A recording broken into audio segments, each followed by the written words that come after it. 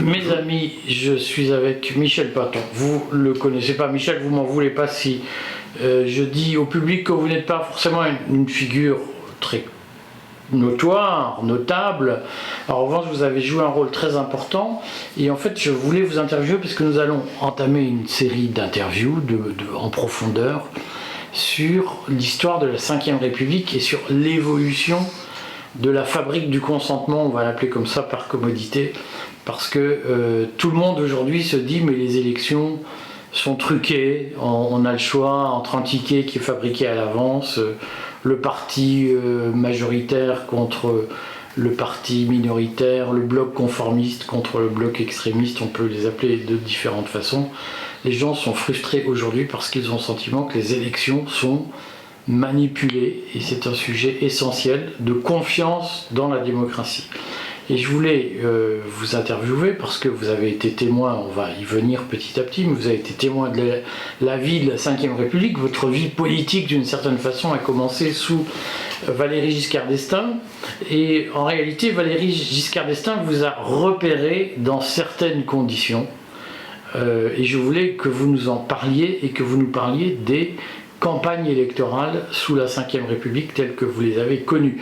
Je rappelle pour nos lecteurs, je fais une longue incise, mais que donc c'est en 1965 qu'a eu lieu la première élection du président de la République au suffrage universel et que ce choix de présidentialisation du régime, comme on dit, a modifié fondamentalement le paysage, le contexte, la compréhension de l'élection présidentielle et du suffrage universel. Vous en êtes un témoin méconnu au fond, vous ne m'en voudrez pas, j'espère de le dire, mais essentiel. Est-ce que vous pouvez, pour que les gens comprennent pourquoi je vous interviewe, est-ce que vous pouvez nous dire pourquoi Valéry Giscard d'Estaing vous a identifié et vous a recruté au tournant des années 70 ? Oui, alors écoutez, je vais développer rapidement, j'espère, pour ne pas... Allez-y, vous avez tout le temps. Oui, je ne veux pas alourdir la conversation. Et comment ça s'est passé ? J'étais parti aux États-Unis en 1966, c'est-à-dire au moment de la guerre du Vietnam, pour plusieurs raisons, mais notamment parce qu'à la manière de Tocqueville, je voulais découvrir l'Amérique. Et la meilleure manière de découvrir l'Amérique, c'est d'y aller et de vivre comme les Américains. Donc c'est ce que j'ai fait, je suis parti en Amérique et... Vous aviez quel âge en 66 ? Alors, en 68, j'avais à peine 30 ans, j'avais 28, 29 ans. Vous étiez polytechnicien ? J'étais polytechnicien, vous avez raison. Et vous travailliez pour qui à l'époque ? Pour personne, je travaillais pour moi. Je suis parti comme émigrant. Vous voyez, je ne pouvais pas mieux faire pour m'immerger dans la vie américaine. Donc je suis parti et puis j'ai essayé de comprendre ce qu'était que l'Amérique, qui était à l'époque un pays à la fois très vivant et en même temps très déchiré, avec la guerre du Vietnam, avec les luttes entre blancs et noirs, avec le mouvement, ce qu'on appelait le mouvement hippie à l'époque, c'est-à-dire le mouvement que nous appelons le mouvement de mai 68, qui commençait. Donc un pays intéressant mais difficile. Alors j'y suis allé... Pourquoi difficile ? Difficile à cause de toutes les divisions dont je viens de vous parler. J'avais beaucoup de mal à trouver un consensus aux États-Unis. Ce que je voyais, c'est surtout des disputes de tous les ordres que j'ai indiqués, et d'autres encore, bien entendu. Donc, voilà, je suis parti comme ça, et puis j'ai commencé à voyager aux États-Unis, à y vivre, à trouver un travail, enfin, faire comme un Américain, tout simplement, pour comprendre. Et je me suis vite trouvé devant la situation suivante. Vous étiez où physiquement ? Alors, physiquement, j'ai beaucoup voyagé, mais je me suis fixé dans une ville universitaire qui s'appelle Princeton. Prestigieuse. Prestigieuse, et vous avez raison, pas très loin de New York, donc à la fois proche d'une grande métropole, très internationale, très vivante, et en même temps un endroit où les hommes, surtout les hommes, il y avait peu de femmes à l'époque, les hommes qui réfléchissaient étaient à la fois compétents, sérieux. Je me souviens avoir été notamment à un endroit qui s'appelait le Hudson Institute, qui est pas très connu aujourd'hui, mais qui avait été formé par un nommé Herman Kahn, pour réfléchir aux conséquences de la guerre nucléaire. Ce qui est toujours un sujet d'actualité, comme vous savez. Donc tout à fait intéressant. Et alors, parmi mes sujets de prédilection, il y avait notamment le système présidentiel américain. Comme vous l'avez rappelé tout à l'heure, en France, on entrait dans le système présidentiel et l'élection du président. Et je voulais voir comment ça se passait aux États-Unis. Donc j'ai participé à la campagne d'élection présidentielle qui a commencé en 67 et qui s'est terminée je ne dis pas de bêtises, en 69 je crois, qui a été qui a beaucoup divisé l'Amérique, avec notamment le meurtre d'un des fils Kennedy, enfin du frère du président, et puis également avec des candidats inattendus, soit extrême droite, soit extrême gauche, enfin, quelque chose de tout à fait intéressant. Bon, donc quand vous dites j'ai participé, ça veut dire quoi concrètement? Concrètement, ça veut dire que j'ai regardé de très près.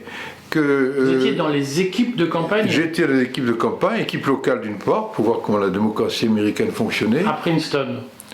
À Princeton, ou à côté de Princeton, j'étais parfois à New York, parfois à Philadelphie, enfin dans la région.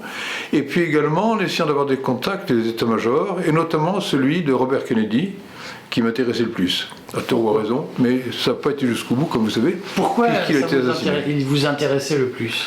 Il m'intéressait le plus parce que c'était un candidat qui essayait d'apporter quelque chose de tout à fait nouveau, qui s'est lancé alors que la campagne était commencée, c'était pas évident, et qui essayait d'entrer derrière lui tout un mouvement de jeunes. Et à ce titre-là, je me suis dit qu'il y avait peut-être quelque chose à suivre plus particulièrement. Donc voilà pourquoi je me suis trouvé là. Est-ce que vous pouvez nous dire qu'avant les événements tragiques sur lesquels on va revenir, parce que évidemment vous êtes un témoin de l'intérieur, donc on ne peut qu'en parler, mais est-ce que vous pouvez nous dire comment il faisait campagne, comment il concevait sa stratégie, comment fonctionnait son équipe de campagne, comment ça marchait cette machine? Alors d'abord c'est une énorme machine, un grand coup de dollars, et de milliers, même de millions de dollars d'aujourd'hui. Ce que j'ai regardé surtout de plus près, parce que ça m'intéressait le plus en tant que scientifique, c'était la manière d'administrer ou d'interpréter les sondages, pour voir comment l'opinion évoluait, quelles étaient les raisons pour lesquelles elle évoluait. Et j'ai regardé ça de très près, alors du point de vue de l'état-major. Du point de vue local, non, ça se passait différemment. C'était très, très vivant, très amusant, mais en même temps, je ne peux pas dire que ça m'apprenait beaucoup de choses. Mais expliquez-nous, excusez-moi je vous coupe, oui. et les lecteurs, les auditeurs m'en voudront de vous couper, mais c'est parce que ce qui nous intéresse, c'est la technique électorale comparée à la technique d'aujourd'hui. Est-ce qu'à l'époque, l'équipe Kennedy commandait des sondages, avec quel argent elle les payait, et comment s'organisait l'analyse de ce qu'on appellerait aujourd'hui les données des sondages pour en déduire, construire des stratégies de campagne? Alors, c'est pas compliqué. Pour ce qui est du financement des sondages, comme vous savez, il n'y a pas de financement public aux États-Unis, contrairement à ce qui se passe en France, mais par contre, les candidats recueillent beaucoup d'argent, s'ils sont crédibles. Du côté de Kennedy, il y avait de l'argent. Donc voilà, l'argent était en partie dépensé dans des sondages d'opinion.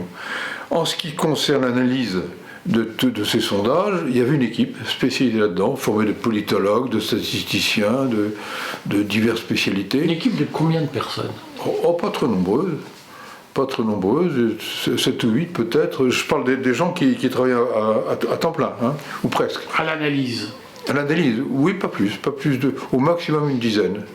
Une dizaine, dont 2 ou 3 m'ont paru particulièrement qualifiés, parce qu'ils avaient de l'expérience déjà, parce qu'ils savaient analyser les données, et c'était intéressant, j'ai appris pas mal de choses. Qu'est-ce que vous avez appris? C'est quoi analyser les données?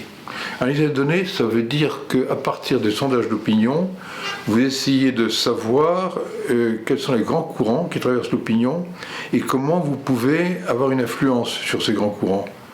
On se trompe parfois d'ailleurs, soit dit en passant. Mais enfin, on arrive à saisir quand même les grandes forces qui font voter pour un parti ou pour un autre, pour un candidat ou pour un autre, vous voyez. Par exemple. Alors vous donnez quels exemples? Je vais vous donner un exemple à l'époque, si vous voulez. Évidemment. Bon, à l'époque, la guerre du Vietnam était une considération essentielle et un point essentiel de clivage de choix des électeurs. Mais ce n'était pas le seul. On s'apercevait que les questions économiques aussi jouaient leur rôle. Et la difficulté, c'est de voir comment l'une et l'autre, par exemple, pouvaient aller dans le même sens ou au contraire diverger. Et quelle était celle qui l'emportait sur l'autre. Voilà ce que je peux vous dire. Par exemple, est-ce que pour Kennedy, puisque c'était lui dont vous suiviez la campagne, le vote noir, le vote WASP, le vote catholique, le vote latino avait une importance. Comment il l'analysait, comment il adaptait sa campagne à partir de ce que disaient les sondages sur ces segments de la population? Alors je vais être un peu caricatural si vous voulez. Allez-y. Mais en étant un peu caricatural, je dirais que Robert Kennedy, à l'époque, voulait orienter sa campagne essentiellement vers la jeunesse. Parce qu'elle était nombreuse aux États-Unis, elle était turbulente, et elle semblait un électorat clé pour lui. Hein. Pour d'autres, ça aurait été différent, qui étaient plus tournés vers les personnes âgées, par exemple. Hein. Et donc, comment dirais-je, son point principal, sa préoccupation principale, c'était de comprendre comment les jeunes pouvaient être motivés, ce qui les motivait. Et il s'est aperçu très rapidement, ce qui est en un sens évident, que la guerre du Vietnam était essentielle. À cause du risque de mobilisation. À cause du risque de mobilisation, puis des risques moraux aussi, des considérations morales, excusez-moi, pas des risques moraux. Les considérations morales en ce sens que cette jeunesse est très sensibilisée au fait de savoir si la guerre du Vietnam était, du point de vue américain, une guerre morale ou immorale. C'est très américain comme mode de réflexion. Mais c'est comme ça. C'est comme ça, et par conséquent, il fallait être capable de dire si ce qu'on proposait était moral ou immoral, et dans le sens de la moralité. Et c'est ce qu'a fait Kennedy en allant, autant que faire se pouvait, contre l'engagement américain au Vietnam, sur le plan moral, et en même temps en disant, moi je cesserai d'envoyer des jeunes se battre sur cette terre-là. Voilà, je résume, hein. Mais en gros, voilà quels étaient les axes de sa campagne. Qu'est-ce que excusez-moi, je m'appesantis, mais c'est pour que les gens d'aujourd'hui comprennent l'histoire de la fabrique des élections. Oui. Qu'est-ce que Kennedy retirait des sondages, concrètement, sur ces sujets? Je veux faire campagne pour convaincre les jeunes, et qu'est-ce que je retire des sondages pour orienter mes messages de campagne? D'abord, je résume un peu en disant ce que je vous ai dit. Hein. Évidemment. Il y a d'autres considérations. Mais je ne comprends pas bien votre question. Comment on fait pour passer du sondage? Donc je pose des questions. Est-ce qu'on crée des questions? Est-ce qu'on fabrique des questions en fonction du message qu'on veut faire passer? Ah, je comprends. Oui. Voilà. Qu'est-ce qui se passe dans l'atelier du boulanger, oui, entre le moment où il rassemble la farine et le moment où il vend ses croissants? D'abord, il faut que le candidat lui-même ait quelques convictions au départ, et qu'il voit quelle adéquation il y a entre ses convictions à lui et les sentiments de la population. Bon, il se trouve que, je le répète, que la grande dispute du moment entre Américains, c'était la guerre du Vietnam, et Kennedy avait ses convictions, il voulait savoir qui pouvait le suivre. Il s'est aperçu que c'était dans la jeunesse, qu'essentiellement ses partisans pouvaient se trouver. Il a mis beaucoup l'accent là-dessus. Alors, ensuite, il y a, si je peux dire, une sorte de dialogue, hein, implicite entre les électeurs et le candidat pour voir si vraiment il a bien adapté son message à ce qu'attendent les électeurs, s'il les porte plus en avant ou si au contraire ça ne marche pas. Comment dire, aux États-Unis, la question est de savoir si le candidat inspire, puisqu'on n'a pas toujours un langage religieux là-bas, si ils sont capables d'inspirer les électeurs. Et je trouve que ça marchait pas mal, hein. Ça marchait pas mal. Alors tout a été rompu, arrêté un seul coup lorsqu'il a été assassiné. Est-ce que alors on va reprendre l'histoire, on va faire 2 interviews en même temps si vous le permettez. Bien sûr. Pourquoi pour Robert Kennedy, la question de l'engagement au Vietnam était importante au-delà des calculs électoraux? C'était important parce qu'il pensait, je pense à juste titre, que l'engagement américain au Vietnam avait une importance historique qui dépassait de loin la conjoncture économique.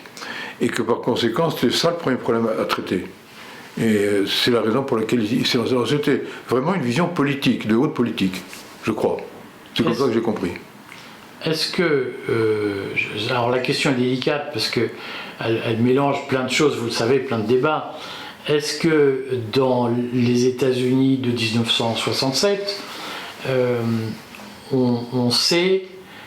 on a des doutes sur la théorie officielle de la mort de JFK, de John Fitzgerald Kennedy, et du fait qu'il y a eu un tireur isolé, ce qu'on appelle aujourd'hui le loup solitaire dans le terrorisme, qui prend la décision de tuer le président. Est-ce qu'il y a un doute sur cette théorie? Je crois que c'est à peu près vers cette époque qu'apparaît la théorie du procureur Garrison en Louisiane.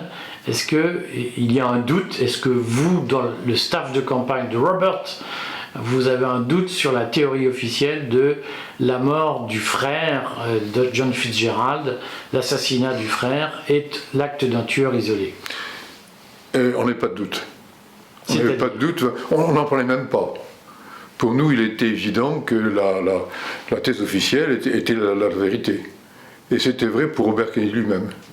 Il ne pensait pas que son frère avait été victime d'une organisation qui avait voulu son éviction, peut-être à cause de la guerre du Vietnam. Je ne connais pas sa pensée intime, j'en ai jamais parlé avec lui, bien sûr.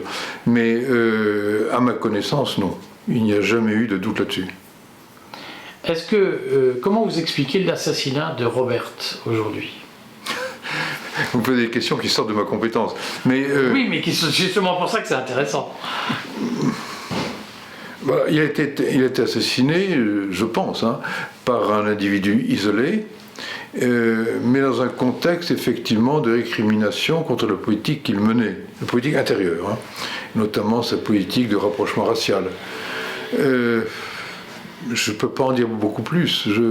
Je pense que le tireur a été en effet influencé, disons, par certains milieux très excités contre John Kennedy, mais je peux pas aller plus loin. Est-ce qu'aujourd'hui, c'est pas du tout des questions pièges, c'est pour comprendre l'état d'esprit, puisque tout le monde a sa théorie ou sa doctrine sur le sujet, et chacun y apporte les arguments auxquels il croit. Est-ce que vous pensez que John Fitzgerald Kennedy a été assassiné par un tireur isolé? Avec les éléments d'information que j'ai, qui ne sont pas plus que ce que tout le monde peut avoir, je pense que oui. Je pense qu'il a été assassiné par un tireur isolé. Vous pensez que ça n'a rien à voir avec, par exemple, sa stratégie au Vietnam et le fait qu'il ait inquiété le complexe militaro-industriel américain que Dwight David Eisenhower avait signalé, pointé du doigt dans son discours d'adieu au peuple américain? Alors, je ne sais rien de plus que ce qui est dit publiquement, je le répète, mais je suis sceptique devant cette thèse, parce qu'à l'époque, John Kennedy allait plutôt dans le sens de l'engagement au Vietnam. Donc on aurait difficilement pu lui reprocher de vouloir suivre une autre politique. Non, je le répète, le seul élément qui, à mon avis, a influencé le tireur, c'est l'état d'esprit de certains milieux extrémistes blancs de droite qui étaient exaspérés contre la politique de John Kennedy. Donc une fois ces élections avortées pour vous, qu'est-ce qui se passe après? Alors ce qui se passe après, il se passe quelque chose d'inattendu, c'est-à-dire qu'au même moment, Valéry Giscard d'Estaing, qui avait quitté le gouvernement français, ou plutôt qui n'a pas été repris dans le gouvernement français. On est en quelle année là? On est en 67, non je dis des bêtises, excusez-moi, 69. Oui, c'est 69, je ne me trompe pas. Oui, c'est ça. 69. Non. Ah, vous me troublez tout d'un coup. Ah bah oui. Je suis en... Vous avez le temps. Fin 68. Voilà. Je sais avec précision. Fin 68. Donc au tournant de Murville, tournant de Gaulle, voilà. Un tournant pour la France. Voilà. Nous sommes en octobre 68 et voilà que Giscard, qui n'a pas été repris dans le précédent gouvernement de Pompidou, décide, pour se changer les idées, de faire un tour aux États-Unis, une tournée de conférences. Et il vient à Princeton. Et là, je le rencontre, j'écoute sa conférence en anglais. Il ne parlait pas très bon anglais, avec un fort accent français, mais peu importe. Ce qu'on appelle un bon anglais en France. En français, on appelle ça un bon anglais, tout à fait, oui, vous avez raison. Donc je l'écoute avec d'autres universitaires de Princeton qui m'avaient informé de cette conférence. Et puis à la fin, je vais me présenter à lui, et il me dit « Ah, vous m'intéressez », je lui dis qui je suis, « Vous m'intéressez, prenons donc le petit déjeuner ensemble demain matin ». Donc le lendemain matin, je vais dans son hôtel, on se retrouve à prendre un petit déjeuner, et puis je dois dire qu'on a sympathisé, si vous me passez l'expression, et en plus j'ai l'impression que mes compétences l'ont beaucoup intéressé, parce qu'il pensait déjà à sa future candidature aux élections présidentielles. Donc il a eu l'impression qu'il avait avec moi quelqu'un qui pouvait l'aider. Et effectivement, depuis, il m'a dit que ce serait une bonne idée si je revenais en France. De toute façon, j'avais l'intention de le faire, donc ça n'a rien ajouté. Et puis on s'est revus régulièrement. On s'est revus d'abord au moment du référendum que De Gaulle a fait et qu'il a perdu en 69, début 69. Et puis, à nouveau, il m'a embauché, si vous me permettez le mot, pour sa campagne présidentielle en 74. En France? En France, bien sûr, bien sûr. Donc j'ai essayé d'apporter mes connaissances que j'avais recueillies aux États-Unis, j'ai apporté à l'élection présidentielle française 74. Concrètement, ça veut dire quoi d'abord? Il vous embauche? Embauche, c'est une manière de parler. Parce que, sous quel statut? Non, aucun statut, c'était purement bénévole. Bénévole. Oui. Et vous faites quoi dans sa campagne? Et dans sa campagne, j'étais chargé de réfléchir, on va dire, appelons ça la stratégie de la campagne, si vous passez le mot un peu prétentieux. C'est-à-dire d'abord à regarder les sondages, à les interpréter, à voir dans quel sens la campagne marchait bien et dans quel sens elle marchait moins bien, ce qu'il fallait faire ou ne pas faire. Je me hâte de dire que je faisais des notes, ou alors on avait des conversations, mais il ne suivait pas forcément mon avis, hein. Je n'étais pas son gourou du tout, et c'était quelqu'un qui prenait ses décisions lui-même. Alors parfois je l'influençais, parfois au contraire, il faisait le contraire de ce que je lui suggérais. Alors, j'aimerais bien qu'on prenne le temps de décortiquer ce sujet, parce que ce qui est intéressant, c'est de le comparer avec ce qui se passe aujourd'hui. Oui. Mais je voudrais poser une question indiscrète, d'autant plus indiscrète que le président est décédé aujourd'hui, donc il y a une espèce de retenue.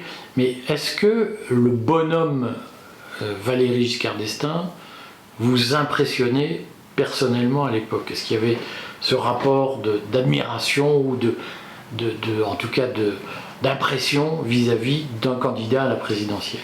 Alors il m'impressionnait, mais pas comme candidat. Il m'impressionnait parce nos rapports étaient très simples, hein. Il avait même proposé qu'on se tutoie, avant qu'il soit président, je viens de le dire, après c'était fini. Donc nos rapports étaient simples et directs. Mais c'est pas ce qui m'impressionnait chez lui. Ce qui m'impressionnait, c'était une hauteur de vue, une intelligence, si je peux dire, qui parfois me fascinait, parce qu'il voyait des choses auxquelles moi je ne pensais pas du tout. Je me disais, mais c'est vrai, c'est intéressant ce qu'il dit. Par exemple?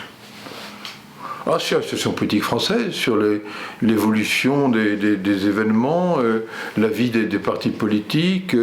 On parlait politique essentiellement, mais c'était là-dessus qu'il me frappait le plus. Mais je ne suis pas le seul d'ailleurs, hein. Ses collaborateurs au ministère des Finances à l'époque avaient une expression qui consistait à dire que Giscard comprenait tout avant qu'on lui explique. C'est un peu exagéré, bien sûr, c'est un peu une boutade, mais c'était ça qui me frappait, c'était cette intelligence qui dominait vraiment les choses et qui m'impressionnait. Alors, je me hâte de dire, toute révérence gardée, vous avez raison vis-à-vis de quelqu'un qui est mort, que je me suis aperçu ensuite que c'était plus compliqué que ça, en ce sens que sa manière de dominer les choses, de faire des synthèses, était parfois complètement à côté de la réalité. Vous voyez, il se trompait, mais après tout c'est humain de se tromper. Mais il n'en restait pas moins que j'étais toujours frappé, à défaut d'être fasciné, j'étais frappé par sa capacité à faire des synthèses politiques originales, inattendues et intéressantes. Vous diriez aujourd'hui, c'est pour que les gens comprennent, parce que en France aujourd'hui il y a une dominante, si j'ose dire, qui est tous pourris, voilà, qui moi m'agace, c'est tous pourris. Oui. Est-ce que De Gaulle était l'homme de l'intérêt général? Ah oui, sans hésiter. Pourquoi vous dites ça? Votre expression est faible, c'est plus que l'intérêt général. Il était l'homme de la France. Il était l'homme qui prenait à sa charge le passé, le présent et le futur de la France. J'ai commis un lapsus, j'ai dit De Gaulle, mais est-ce que Giscard était l'homme de l'intérêt général? C'est la fatigue. Ok, alors à sa manière, oui. Il se voyait que comme ça. Il se voyait comme vraiment chargé d'une mission qui était de faire avancer la France dans la voie qui lui semblait la bonne voie pour l'avenir. Hein. Et il le faisait avec honnêteté, il le faisait avec courage, je ne refuserai pas toutes ses qualités. Le point seulement sur lequel il était plus faible, c'est que cette vision qu'il avait de l'avenir français me semblait, ou me semble encore aujourd'hui d'ailleurs, être... Bon, il s'est trompé en partie. Il s'est trompé. C'est-à-dire écoutez, vous êtes sûr qu'on voulait entrer là-dedans parce que ça va devenir compliqué. Allez-y, soyez compliqué, on a des lecteurs qui aiment la complication. Bon, d'accord, alors, rentre là-dedans. Giscard avait un principe qu'il conduisait, c'était que, en France, l'avenir appartenait à la classe moyenne. Bon, ni aux classes supérieures, ni aux classes populaires, mais à la classe moyenne, qui dans son esprit... C'était quoi la classe moyenne? La classe moyenne, c'est la classe des gens qui ont un salaire moyen, d'une part, et qui sont propriétaires de leur logement, et qui ont un petit peu d'argent pour épargner. Si vous en avez beaucoup, c'est que vous êtes dans la classe des très riches. Si vous n'en avez pas, vous êtes dans la classe populaire. Vous comprenez ce que je veux dire? Les gens vont comprendre, ils vont se reconnaître ou pas. Bon, les gens vont comprendre ce que ça veut dire. Ça n'a pas changé depuis. Non, ça n'a pas changé. Mais alors, Giscard partait de l'idée, de l'hypothèse que la classe moyenne allait devenir majoritaire en France. Et il a écrit un bouquin qui s'appelle 2 Français sur 3. Mais il l'a écrit après être sorti de l'Élysée. Oui, mais il le pensait avant déjà. Et par conséquent, pour lui, la classe moyenne allait former bientôt 2 tiers de la population française. Il s'est trompé. Il s'est trompé puisqu'on voit bien aujourd'hui que cette classe moyenne se réduit. Il y a de plus en plus les 2 extrêmes qui grossissent. Les gens riches dans les grandes métropoles, comme Paris par exemple, dominent de plus en plus, et par conséquent, par voie contraire, tout le reste de la population s'appauvrit. Je veux dire, c'est une banalité que je vous dis là. Hein. Je ne sais pas, parce que on ne va pas faire un débat, parce que l'objectif c'est de vous écouter, mais avoir son logement à Paris et un peu d'argent pour économiser, c'est impossible. C'est être très riche par rapport à l'habitant de Brive-la-Gaillarde. Oui, oui. Donc la classe moyenne, mais je trouve que la définition de Giscard, pour le coup, est intelligente. C'est qu'au fond, elle ramène bien la notion de moyenneté, si j'ose dire, à la situation géographique. On est classe moyenne par rapport à quelqu'un, pas dans l'absolu. Non, parce que la classe moyenne en France aujourd'hui a tendance à s'appauvrir, et elle le sent d'ailleurs. Hein. Elle est victime de raquettes fiscales. Oui, de raquettes fiscales, mais pas seulement. Si vous vivez dans des régions rurales, vous apercevez que votre bien, si vous avez un bien, y compris votre maison, perd peu à peu de sa valeur et que vos revenus n'augmentent pas, au contraire. Donc cette classe moyenne bien installée, qui a ses propres aspirations, elle tombe aujourd'hui en décadence. Concrètement, on sent bien cette définition intelligente, parce que relative au fond de la classe moyenne chez Giscard. Pourquoi vous dites que de votre point de vue, il pouvait se tromper? Ce que j'ai dit, c'est qu'il s'est trompé sur l'évolution des choses. Il a cru que ce qu'il a connu en 1974, où en effet c'est une période d'ascension de la classe moyenne, sans aucun doute, hein, il a cru que cette période allait continuer indéfiniment. Or, ce n'est pas ce qui se produit. Il y a eu un retournement.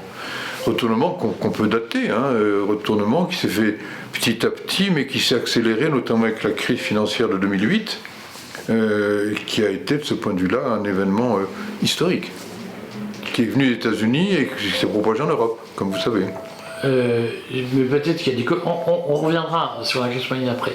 Quand Giscard prépare sa candidature en 1974, il a face à lui des concurrents, dont François Mitterrand, qui a quand même fait l'union de la gauche à l'occasion du congrès d'Épinay, du programme commun futur, mais il a structuré l'union de la gauche.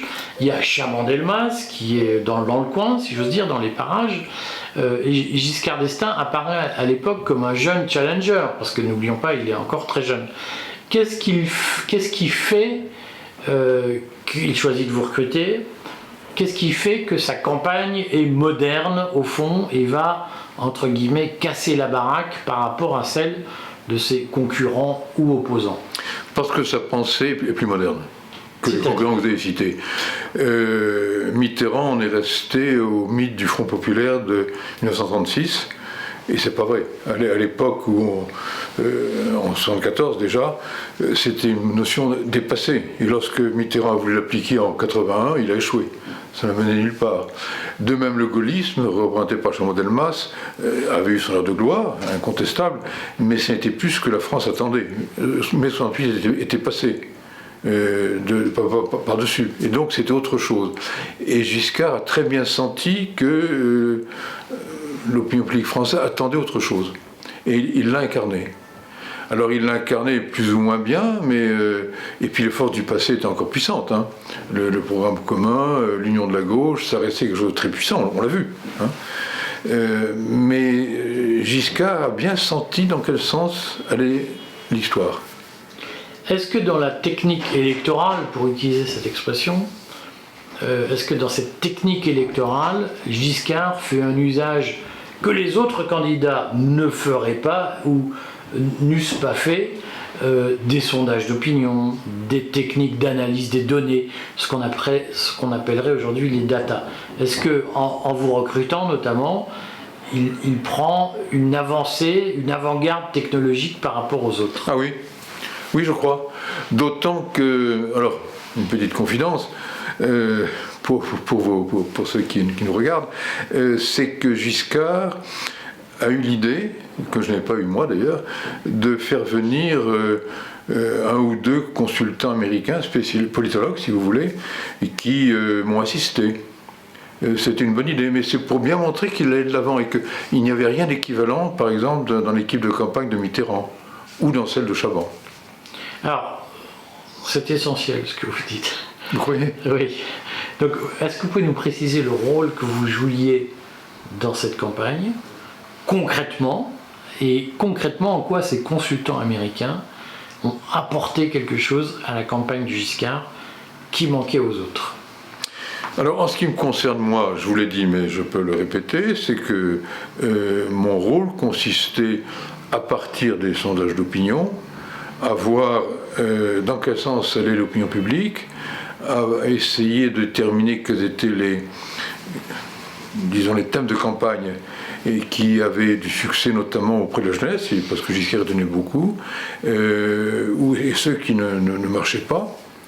Et en ce qui concerne les consultants américains, ils étaient là simplement pour moi, pour apporter un regard un petit peu différent, un regard américain, disons, sur l'évolution de la campagne française. Et le rapport, sans être fondamental, hein, ce sont des gens qui sont restés 8 jours avec moi, pas plus. Le rapport a été intéressant pour moi. Hein, c'était un regard neuf. C'est-à-dire, concrètement? Vous voulez toujours me pousser. Oui, bien. Parce que les gens veulent savoir comment ça se passe dans les cuisines. Oui. Ben, écoutez, je ne sais pas quoi vous dire là-dessus de précis. Je pense à un consultant américain qui est venu, qui avait participé aux campagnes électorales présidentielles, notamment justement de Kennedy, et qui a eu l'idée, que je n'ai pas eue initialement, de faire ce qu'il appelait un plan pour la campagne. Un plan de communication, je veux dire. Ça, c'est une idée. Ou alors il apportait des idées qui étaient parfois invraisemblables. Il aurait voulu que Giscard crée tout d'un coup un grand choc en disparaissant, à la manière de Gaulle quelques temps plus tôt, en disparaissant, puis en réapparaissant ensuite pour attirer l'attention sur lui.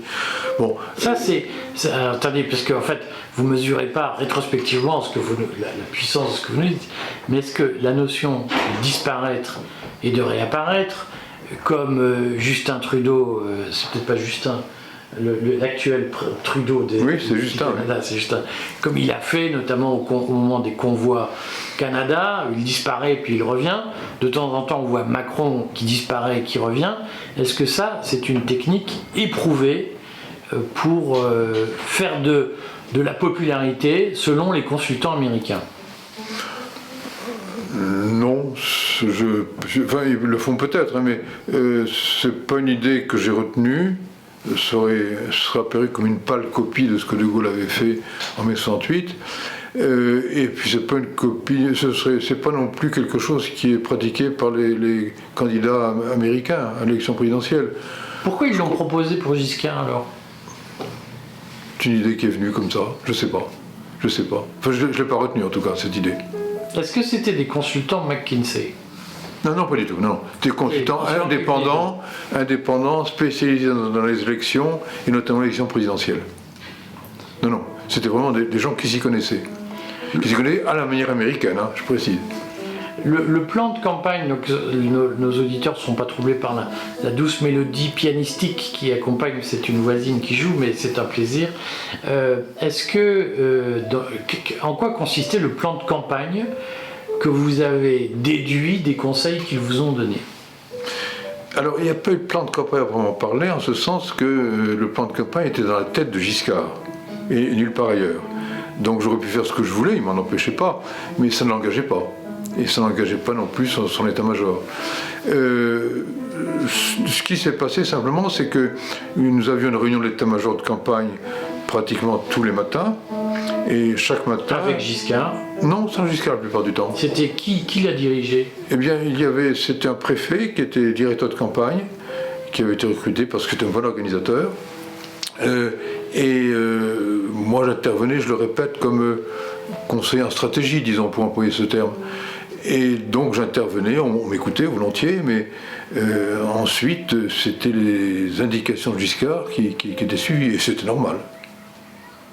Donc, chaque matin, il y avait une réunion. Oui. Et finalement, il se passait quoi dans ces réunions? Des choses très pratiques, hein. Aussi bien les bulletins de vote que les prochaines réunions dans des grandes villes, le programme de ces réunions, comment faire venir des militants qui applaudissent, des choses très simples finalement, vous voyez. Comment avoir un représentant dans chaque département, quelle photographie du candidat on allait coller sur les murs, etc. etc. Voilà de quoi il s'agissait. Et moi, j'ai essayé d'apporter une vue d'ensemble, disons un peu plus générale, un peu plus abstraite, à toutes ces idées qui foisonnaient. Quelle est l'utilité du sondage dans cette fabrique de la stratégie? C'est une base de départ essentielle. Il faut bien que vous sachiez si vous avez du monde derrière vous et ce que ce monde pense. Qu'est-ce qui frappe le plus les électeurs potentiels, hein, ou les électeurs tout simplement, pas potentiels. Ce qui fait que vous avez plus ou moins de gens qui vous suivent. Voilà, le rôle du sondage, c'est un point de départ très important. J'imagine pas qu'un candidat aujourd'hui, en France ou aux États-Unis, puisse s'engager dans une campagne sans sondage. Ou s'il fait ça, il a peu de chance de réussir. Est-ce que le sondage sert à étalonner des slogans, des phrases? Oui, mais je m'en suis pas occupé alors. Je m'en suis pas occupé, c'était plutôt l'affaire des spécialistes de la communication. Qui imaginaient des slogans, qui imaginaient des photos, hein, qu'on collait sur les murs. Mais c'est tout, voilà. Et à la louche, il y avait combien de personnes dans l'équipe de campagne du Giscard à l'époque? On était nombreux, on occupait tout un immeuble. Donc j'en sais rien, on va dire, on était au moins 30, si ce n'est plus. C'était pas 300? À état-major, non, c'était pas 300, c'était moins que ça. Mais il y avait également des états-majors départementaux ou régionaux qui servaient de relais pour nous. Est-ce que Giscard pensait gagner à l'époque? Alors je pense que oui. Vous pensiez qu'il allait gagner d'ailleurs? Moi je le pensais à cause justement de cet élan nouveau qu'il apportait. Mais il faut bien voir que là aussi, je vais vous apporter peut-être quelque chose de nouveau. Il faut bien voir que dans mon esprit, il y avait deux composantes dans son électorat. Il y avait d'abord cette composante jeune de gens qui voulaient voir au-delà des partis traditionnels et de la gauche traditionnelle d'un côté et du gaullisme traditionnel de l'autre. Bon, et c'était surtout des jeunes, ceux-là. Mais il y avait aussi un électorat que Giscard a fort soigneusement essayé d'avoir pour lui, qui était l'électorat, disons, de droite, essentiellement catholique. Et il y a eu un malentendu entre les deux. Parce que l'électorat que j'appellerais novateur, s'est trouvé vouloir des habitudes nouvelles, notamment sur le plan des mœurs. Ensuite, ça s'est réalisé par l'IVG, mais également le vote à 18 ans, le divorce par accord mutuel, etc., etc. C'était ce que voulait cet électorat que j'appellerais nouveau, si vous voulez. Et de l'autre côté, l'électorat traditionnel catholique était absolument contre. Et ces deux électorats se sont heurtés au moment des faits, c'est-à-dire lorsque Giscard a essayé de mettre sa politique en œuvre, et qu'il a voulu maintenir un équilibre entre les deux. Il n'y est pas arrivé, comme vous savez. Ça a causé sa chute. Mais dès le départ, pour moi, j'ai compris qu'il y avait là deux électorats différents. Est-ce que lui le savait ? Il pensait qu'il allait réussir à les concilier. Il pensait que oui, que ça marcherait. Et il s'est trompé. Est-ce que c'est ce qui a fait la victoire de Mitterrand en 81 ? Est-ce que Mitterrand a récupéré l'électorat moderniste, entre guillemets ? Oui, alors sans hésiter, je vous réponds tout de suite. Il a électoré d'une part une partie de l'électorat moderniste, pour prendre ce mot, mais il a récupéré également la branche, disons, à l'époque, la plus à gauche, si je peux employer ce terme, des catholiques.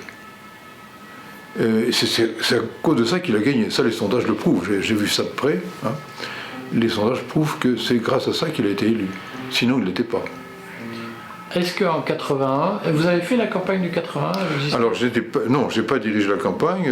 Giscard avait choisi un homme qui s'appelait Degnaud, qui a été un peu oublié aujourd'hui, qui était ministre. Jean-François ? Oui, Jean-François Degnaud, pour diriger sa campagne, mais je l'ai quand même suivi de très près, parce que ça m'intéressait. Est-ce que Mitterrand, en 81, a comblé son retard en matière d'utilisation des sondages, des données, du ciblage électoral ? Non, je ne crois pas. En partie, il a fait davantage attention à ces questions, il a fait davantage attention à la communication, mais je persiste à croire que Giscard avait d'avance. Mais il faut vous le dire, parce que je n'étais plus, moi, en 81, je n'étais pas dans l'état-major, pour la simple raison que je m'occupais de l'UDF, et j'étais secrétaire général de l'UDF, et il était impossible de mélanger les deux fonctions. Donc je voyais ça un petit peu de l'extérieur. Je vais faire un raccourci historique, mais pour vous tirer la substantifique moelle, on a beaucoup comparé, au fond, la victoire d'Emmanuel Macron à la victoire de Giscard, parce que ce sont deux profils qui, au fond, se ressemblent, le modernisme, la jeunesse, l'élan nouveau, etc. Quelle similitude vous voyez entre les deux ? Quelle différence vous voyez entre les deux ? Alors je vois d'abord beaucoup de similitudes. Ce sont deux hommes qui sont du sérail du ministère des Finances, anciens hauts fonctionnaires, quelque peu technocrates, si vous me passez le mot, l'un et l'autre, qui voient les grands problèmes de haut et de manière abstraite, assez souvent. Voilà, le deuxième point important, c'est que tous deux visent un électorat centriste. Ils ont visé un électorat centriste. Et puis le troisième point, c'est qu'ils ont en commun la passion de l'Europe. Je crois. Bon, on en trouverait d'autres certainement, mais ce sont ces trois principaux points auxquels je m'arrêterai. Alors, différence, oui, il y en a une essentielle, c'est que Giscard s'est présenté comme candidat au moment où cette classe moyenne dont je parlais tout à l'heure était en ascension. Alors que Macron présente sa candidature au moment où il est en régression. Donc ça ne marche plus. Et vous voyez que il a été réélu. Macron, pardon ? Il a été réélu. Il a été réélu parce qu'il a su se placer à peu près au centre, si vous voulez, des forces. Donc il a réussi à avoir à la fois des forces de droite et des forces de gauche qui l'ont préféré aux extrêmes. Mais sinon, il n'aurait pas réussi. Ce qu'il a fait, c'était en un sens plus facile que ce qu'a fait Giscard. Parce qu'à l'époque Giscard, le bloc de gauche était bien installé, solide, et le bloc de droite avec les gaullistes l'était aussi. Bon, donc, à mes yeux, Macron a moins de mérite. Mais en même temps, pas une expression chère à Macron. En même temps, Macron est un homme qui, je le répète, ne voit pas que les forces sur lesquelles Giscard s'est appuyé sont beaucoup moins solides aujourd'hui. Et par conséquent, son électorat se réduit petit à petit à mesure que les électeurs vont de plus en plus vers les extrêmes. Et ça, il n'y peut rien. Et il a beau pratiquer ce qu'il appelle le en même temps, qui est vous savez, symptomatique du centre. C'est au centre qu'on peut être en même temps à droite et en même temps à gauche. Eh bien, malgré ça, il n'y arrive pas. Et je pense qu'il n'y a rien à faire, il n'y arrivera pas. Mais il est réélu. C'est déjà trop tard. Il a été réélu. Au fond, il est au moins la deuxième force politique du pays. Pourquoi vous dites qu'il n'y arrive pas? Alors, excusez-moi, je vous contredis. Hein. Contredisez-moi, c'est fait pour ça. Il n'a pas été réélu, c'est Marine Le Pen qui a été battue. C'est une grande différence. Je veux dire par là qu'on n'a pas voté pour Macron en raison de ses qualités, on a voté, notamment à gauche, pour éviter Marine Le Pen. Mais pas par sympathie pour Macron. Donc c'est un point qui me paraît très important. Et Macron n'a pas de majorité, on le voit bien d'ailleurs à l'Assemblée nationale, mais il n'a pas de majorité dans le pays non plus, c'est fini.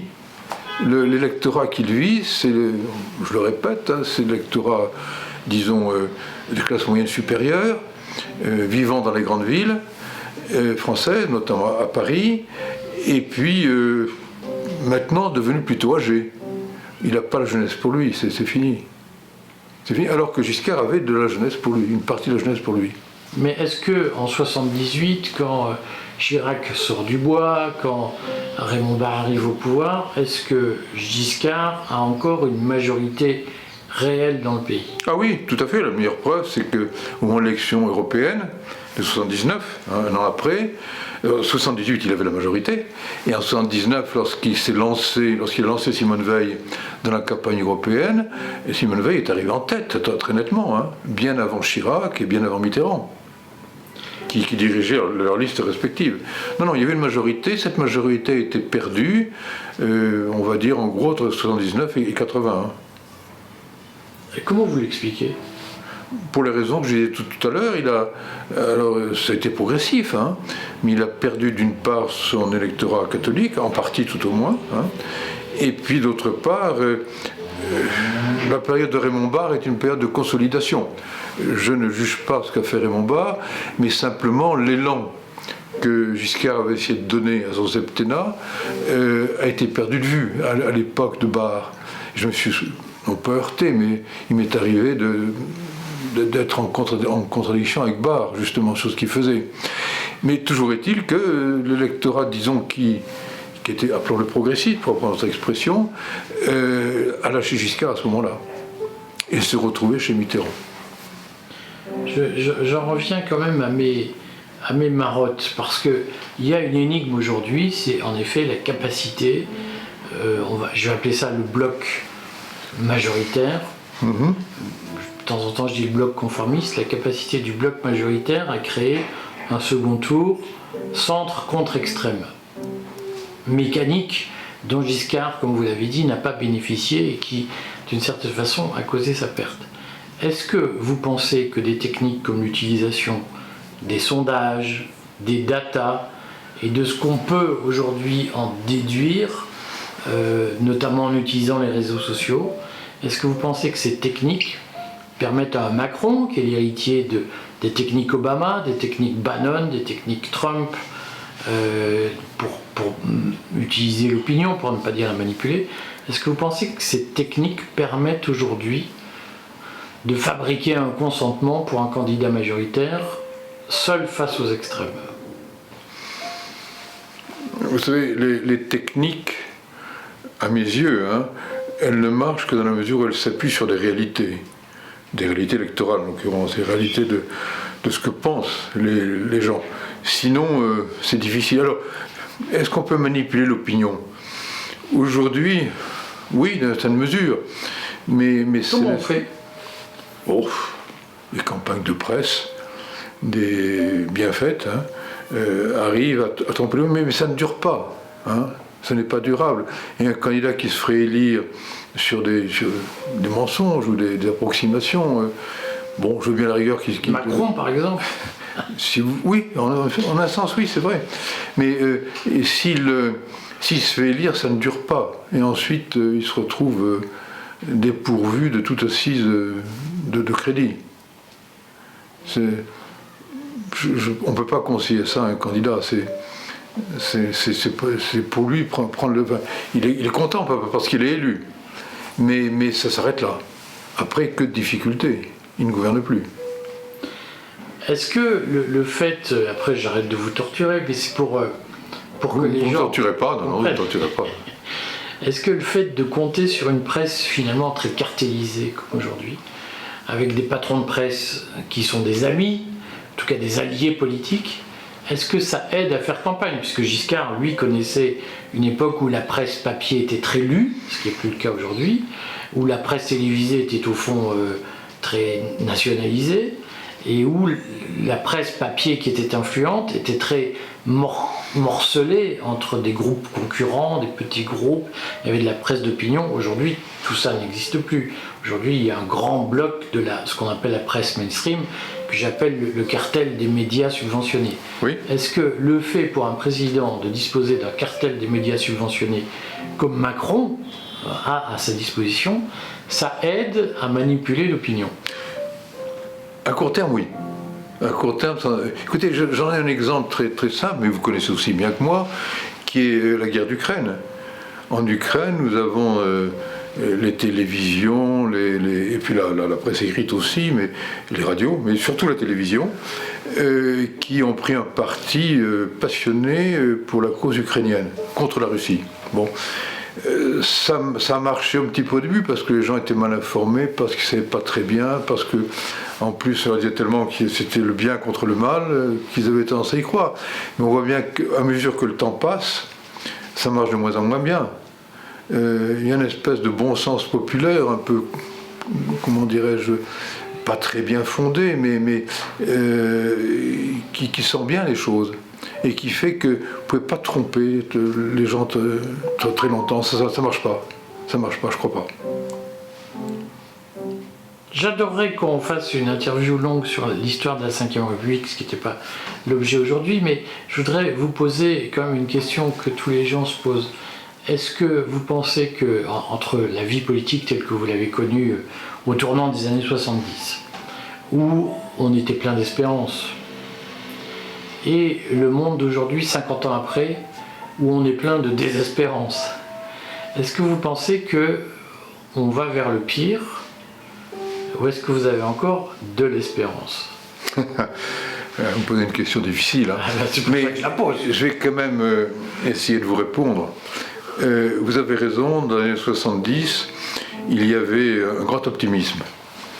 Et on imaginait que la France, l'Europe, le monde allaient vers le progrès, vers un progrès qui consistait surtout à plus de liberté, plus de confort, plus de richesse. Bon, bref, que tout irait mieux. Il y avait une religion du progrès. Et puis voilà, il y avait une religion du progrès. Aujourd'hui, ça n'existe plus. Hein, et plutôt, ce qui est frappant, c'est le pessimisme général. L'Occident est en décadence, la France est en décadence, on s'appauvrit, on exporte de moins en moins, etc. etc. Je n'entre pas dans les détails. Ce pessimisme me paraît frappant. Est-ce qu'il est justifié? Alors, dans l'absolu, on peut toujours penser qu'il n'est pas justifié, que viendront des hommes qui sauront redresser la barre. Le fait est que pour le moment, ça ne se produit pas. Hein.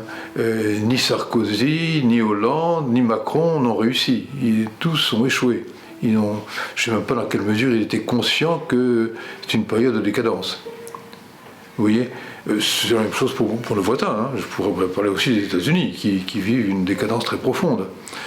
Mais le fond des choses, c'est que on ne voit pas comment s'en sortir aujourd'hui. On ne sait pas. Il faudrait qu'il y ait peut-être, j'en suis sûr, même des hommes d'État qui soient capables de discerner où est la vérité pour l'avenir et qui l'imposent, qui la proposent tout au moins envers et contre tout. Parce qu'il serait vivement attaqué. Je n'en connais pas aujourd'hui. Vous pensez qu'il y en a qui vont sortir du bois Est-ce que vous pensez que nous sommes sur un scénario de déclin comme l'Empire espagnol à une époque qui est devenue la petite Espagne d'aujourd'hui? Écoutez, malheureusement, je connais un peu le milieu politique. Je ne vois pas d'hommes qui puissent, ou de femmes, qui puissent incarner ce renouveau dont nous parlons. Pour le moment, il n'y en a pas. Alors, ça ne veut pas dire qu'il n'y en aura jamais, hein. Et puis il y en a peut-être d'autres qui peuvent venir d'autres milieux. Mais dans le milieu politique, non, je ne le vois pas. Je vois cette décadence se poursuivre, malheureusement. Merci Michel. J'espère qu'on se retrouvera pour des tranches d'histoire de la Ve République. Si vous voulez, mais vous êtes sûr que c'est pas ennuyeux ce que je raconte? Moi j'ai trouvé ça passionnant. Ah non, c'est très bien. Même moi qui vous connais depuis 35 ans, j'ai appris des choses. Ah oui? Ah oui, oui, oui.